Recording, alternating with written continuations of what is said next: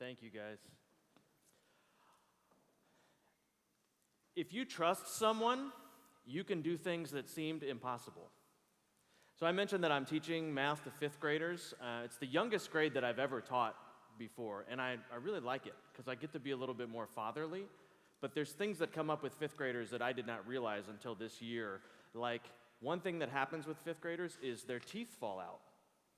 They still have baby teeth. I didn't realize that this was going to be part of my job, but it happens.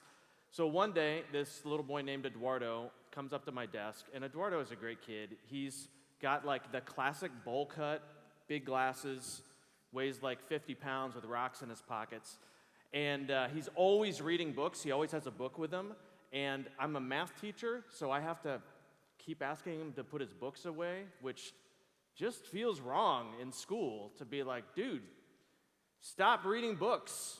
But I'm a teacher, so that's my job. That's what I have to ask him to do. So he comes up to my desk and he says, Mr. Travis, I need your help. Look. And he opens up his mouth, and one of his molars is on a hinge, and he just swings it off to the side. And so I turn around in my chair, and I give him my best. I've dealt with this 1,000 times before look on my face, because when you're a teacher, you kind of have to fake like you've seen this before. And I say, how can I help you, Eduardo? And he says, I can't pull it out. It's impossible. I keep trying. I can't pull it out. And so I look him in the eye and I say, Eduardo, do you trust me? And he looks at me for a long, skeptical moment. Now, in reality, he has no reason to trust me because I have no plan. I have no idea what I'm going to tell him. I'm just buying time right now. But he looks at me for a long moment, and he says, yes. And so I say, okay, go get a tissue. I have no idea why I've sent him to get a tissue. I'm just trying to buy a few more seconds to come up with what I'm going to tell him to do. So he goes and gets a tissue, and he comes back, and I say, Eduardo, do you trust me? And he says, yes. So here's what you're going to do. You're going to look me in the eye. You're not going to think. You're going to take that tissue, grab that tooth, and I'm going to go 1, 2, 3, go. And when I say go, you're going to pinch, pull, and twist as hard as you can. He goes a little pale. I don't even know if this is going to work. He goes a little pale, swallows hard. I can tell he's having a hard time summoning the courage. And in case you've forgotten what this is like, because you guys are a little older, hopefully it's been a while since you lost a tooth, it's very counterintuitive to pull a tooth out of your head. It goes against everything in your body. Teeth are supposed to stay in your head. They're not supposed to fall out. You're certainly not supposed to pull them out. So it's like jumping off a cliff to grab a tooth and rip it out of your head. It takes a lot of guts to do it. So I can tell he needs a little encouragement, so I get down on his level and I look him in the eye and I say, Eduardo, like a man. And I see his face kind of harden up a little bit. I'm like, okay, let's go. You ready? Doesn't matter if you're ready. 1, 2, 3, go. Now, pull, pinch, twist, pull, pinch. And I'm still like yelling at him to do it, and he's like smiling at me with a tooth in his hand. He's got a big gap in his mouth or whatever. And I'm like, hey, I knew that's exactly what was going to happen because I've done this 100 times before. Felt like he couldn't do it. The little bit of trust that he had in me, he did what I said. Turns out he could do it. When I was a kid, I competed in the swim team. I was actually pretty good. Normally in my events, which were freestyle and breaststroke, I placed. And my dad was really into it. He came to all my meets, and he said this really corny thing. He would always say, I want to see steam. And what he meant by that was, I want to see you swim so fast that the water boils and there's steam coming off the water, which is ridiculous. But he would say it to me every time when I got up on the block, I want to see steam. Well, this one time, we were competing against the dreaded Forest Park. They were like our rivals. And we always got whooped by them because we didn't have enough kids to fill all the events. So we know we were going to lose, but I was like, I'm going to spank them in this event. I'm going to show them who's boss. The gun goes off. I come off the block real hot and sprinted way too hard trying to build up an embarrassing lead, and my breath got out of time, and I gulped a little bit of water, and my vision was going a little bit of red, and I started to flounder, and I almost blacked out, and it was all I could do just to tread water in the middle of the pool. I was vaguely aware of the other swimmers just pulling on ahead of me, and I was thinking about how I was going to come in last, and my coach was going to be upset, and my teammates were going to be confused, and there's this huge crowd of people, and what was my dad going to think? And honestly, I didn't even think I could finish the lap. I was choking. I was going under. I thought about swimming under the lanes to get to the side of the pool. I did not know what to do. I didn't think that I could get to the end of the lap. And then I saw my dad at the end of the lane, and he's kneeling down, he's looking at me, and he's yelling to me. He's saying, "Slow down, breathe, finish. Slow down, breathe, finish." Didn't think I could, but I looked him in the eye and did what he said. Slowed down, breathed. Turns out I could. I finished. There are going to be times in life, some of you might be in it right now, when things seem too difficult, when the challenges seem too outrageous, where things even seem impossible, and there may even be times in life when things actually are impossible. But if you can shift your focus from the thing at hand to someone greater, to someone that you can trust, you can do things that seemed impossible. And if you can shift your focus to Jesus, you may actually do things that are impossible.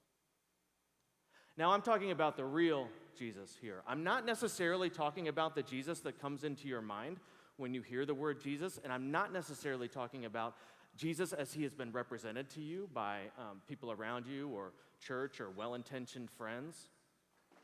I'm not talking about the goody two-shoes, follows all the rules, never has any fun Jesus. I'm not talking about the super gentle, soft-spoken children's Bible Jesus.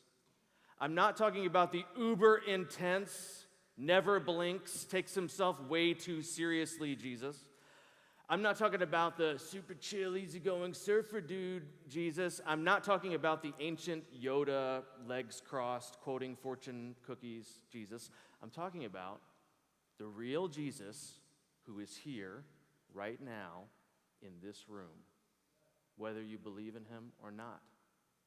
Last night, we invited you to follow this Jesus, at least for this week. And if you have the courage to do it, I cannot tell you where he will lead, because no one can tell you where he will lead. Never in my wildest dreams would I have dared think where Jesus has taken me since I gave my life to him years ago.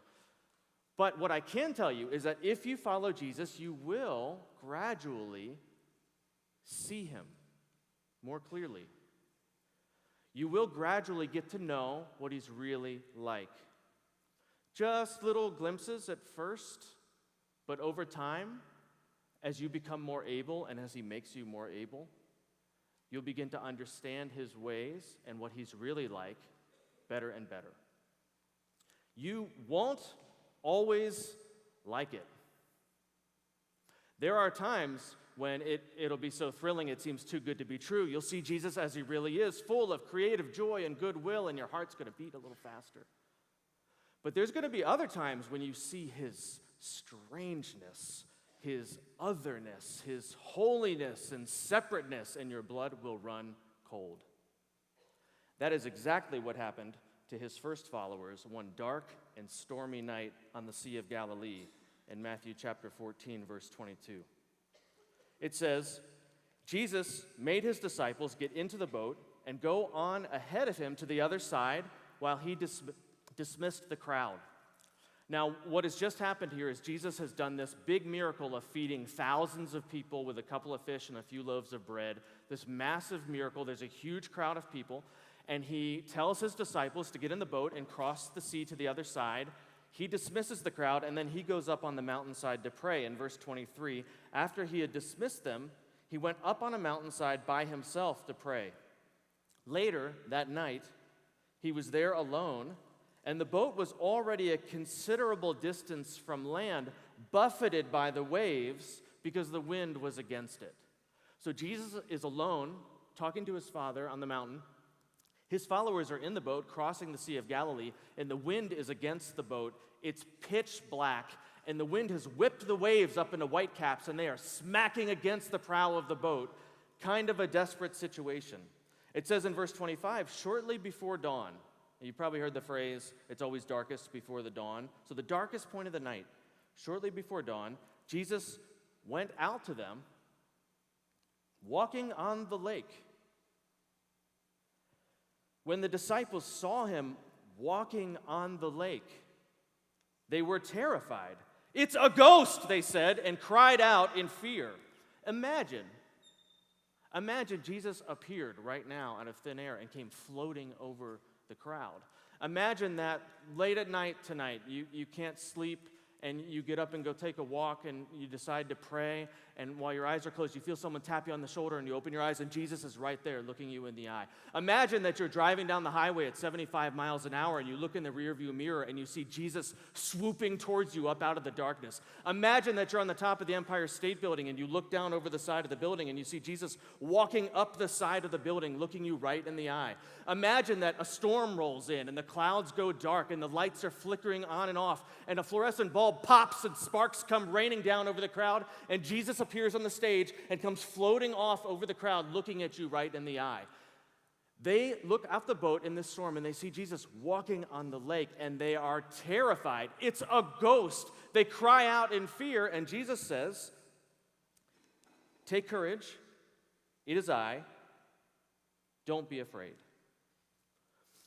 If you follow Jesus, you are going to have these moments where you don't like it, where you get a glimpse of what he's really like, and they can even sort of be scary. Now, a lot of times this will be unique to you. Like this one time, Jesus met a guy named Nathaniel, and when Jesus met Nathaniel, he said something strange to him. He said, "Nathaniel, I saw you while you were still under the fig tree before Philip came to get you." Nathaniel's buddy Philip came and got him and brought him to Jesus. And when Nathaniel hears that, "I saw you while you were still under the fig tree," Nathaniel is struck, and he says, "Surely you are the Son of God. You are the Messiah that we've been waiting for." And Jesus almost laughs it off. He's like, "Well, if you were convinced by that, you're going to see even bigger things than that coming up." Now, people have debated back and forth, what's going on with this? Why did that convince Nathaniel? Why did that strike him?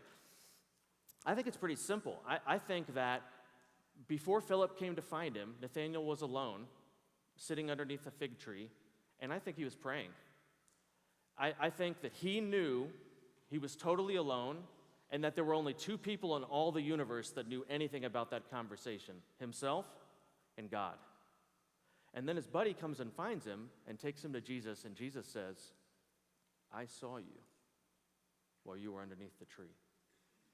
Now, for any of us, it seems like, okay, big deal. He saw him when he was under the tree. But Nathaniel, he knew. Last night, we heard about this miraculous catch of fish. Peter and these other seasoned fishermen, they fished all night. They know there's no fish. Jesus says, "Go put out your nets." They catch all these fish. And we hear that, and we're like, wow, that's cool, man. They caught all these fish, so many fish, the nets almost broke. But Peter knew. Peter was a fisherman. He knew. And his reaction? He fell on his knees. And he said, "Lord, get away from me, because I am not worthy to be in your presence." If you're going to follow Jesus, you're going to have these moments. And if you have the audacity to pray and actually ask God to do things, or ask God to show you something about Jesus, you're going to have these moments. And it might seem like it wouldn't make sense to anybody else. In fact, it might seem so silly you couldn't even explain it to anybody else, but you'll know. And in those moments when you have this electrifying realization that the Holy One is right there with you, it can be kind of scary. And you might sense Jesus saying, "Take courage. It is I. Don't be afraid." And I want to say to you, take courage. Don't be afraid. It's him.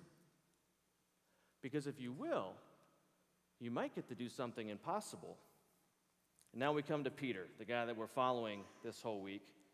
Peter says, "Lord, if it's you, tell me to come to you on the water." "Come," he said. Then Peter got down out of the boat, walked on water, and came toward Jesus. There are two people in history that we know have walked on water. There's Jesus and there's Peter. Imagine that. This guy He got to walk on water. But then something went wrong. Verse 30. But when he saw the wind, when he saw the clouds being driven by the wind, when he saw the waves being driven by the wind, the white caps smacking against the boat, the way the boat was being pushed around like a toy, the foam and flecks of seawater hitting their faces, when he saw the wind, that means he took his eyes off Jesus. But when he saw the wind, he was afraid and, beginning to sink, cried out. You just read the biography of every person who has ever followed Jesus Christ. When he was focused on Jesus, he was walking on water. But when he took his eyes off Jesus, he started to sink. When she was focused on her problems, they were dragging her down. But when she put her eyes on Jesus, she walked over the top of them. So what takes your eyes off Jesus? Is it that girlfriend that you left behind? That she's not really into this stuff? She keeps texting you? Maybe you need to take a break. Is it social media stuff? You know, those apps will be there for you at the end of this week. Maybe you could just erase them from your phone. Maybe you need to take a break. Is it your image, how you look, what people think about you? Is it relationships? You know, that bad interaction you had with your mom before you left, or that person in your youth group that you don't like very much? Or maybe you came here hopeful that you'll meet somebody interested, and if you're honest, that's what you're really focused on. Is it your past, your problems, your pain, your shame, your secrets, the things that you're embarrassed about? I mean, what is it that takes your eyes off Jesus? If you are brand new to this, and I want to give you the secret to your next step in your relationship with Jesus. It's focus on him. If you've been following Jesus for years and years, and you've been through the ups and downs and thicks and thins, and he's been there for you, and he's called you out and challenged you to do things that you never would have expected, I want to give you the secret next step in your soul's development. That is, focus on Jesus. And if you're not really sure about Jesus, or maybe you're even outright skeptical about him, I wonder if you could give it a shot. You know, when I was an atheist, one of the things that started to convince me about Jesus is I started to pray experimentally. I wouldn't have called it prayer at the time, but my reasoning was like this. Okay, if there's a God and he's all-powerful, then he sees me, and he could choose to respond to a request from me. So let's put this to the test. And I just started saying things out loud sometimes, like, okay, God, if you're real, then make me believe. If you're real, give me faith.